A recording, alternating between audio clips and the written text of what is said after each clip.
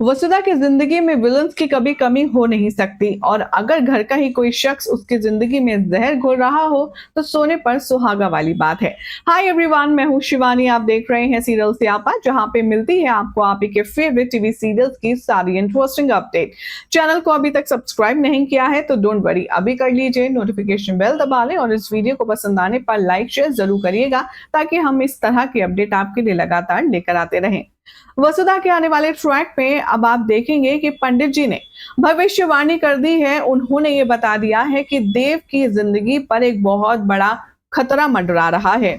इसके जो सितारे हैं वो गर्दिश में जा रही हैं, लेकिन हर बार देव पर जो मुश्किल आती है, देव पर जो मुसीबत आती है, उसको काट कर उसे सही सलामत घर दोहरा लेकर आने वाली शख्स भी इसी घर में मौजूद है। यहाँ पंडित जी का इशारा वसुधा की तरफ होता है और ये बात चंद्रिका को भी समझ आ जाती है। इसीलिए अब चंद्रिका अपने बेटे की लंबी उम्र के लिए और उसके ऊपर से सारी बला, सारी परेशानी, सारी नजर हटाने के लिए रखने वाली है घर में एक बहुत बड़ी पूजा।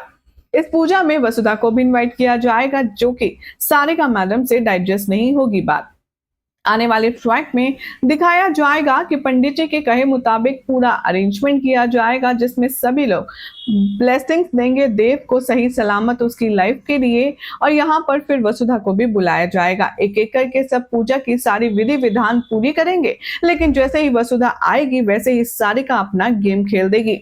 आने वाले ट्रैक में आप देखेंगे कि जब वसुधा माता रानी की मूर्ति पर फूल माला चढ़ा रही होगी, तभी जानकर के सारिका आएगी और सेम टाइम पर वो भी पूजा करेगी। और जैसे ही वो पूजा करके उठेगी, वो वसुधा को ऐसे धक्का देगी कि वसुधा के हाथ से माता रानी की जो मूर्ति है वो खंडित हो जाएगी।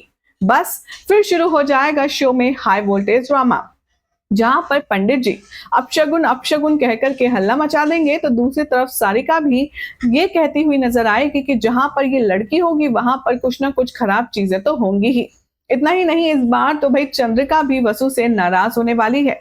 वसुधा भी यहाँ पर चीखेगी और कहेगी कि इसमें मेरी कोई गलती नहीं है, मैंने कुछ नहीं किया। लेकिन चंद्रिका वसुधा की एक नहीं सुनेगी। वो उससे चीखेगी, चिल्लाएगी, उसे डांटेगी और कहेगी कि ये पूजा कितनी जरूरी थी, जिसमें भूल से भी भूल नहीं होनी चाहिए थी, और ये बात तुम अच्छे से जानती हो। फिर तुमने ये मूर्ति खंडित क्यों की?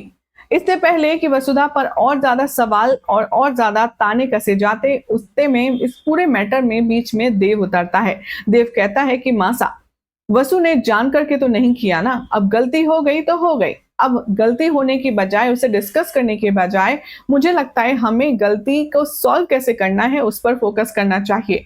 पंडित जी, अब आप बताइए हम आगे क्या कर सकते हैं?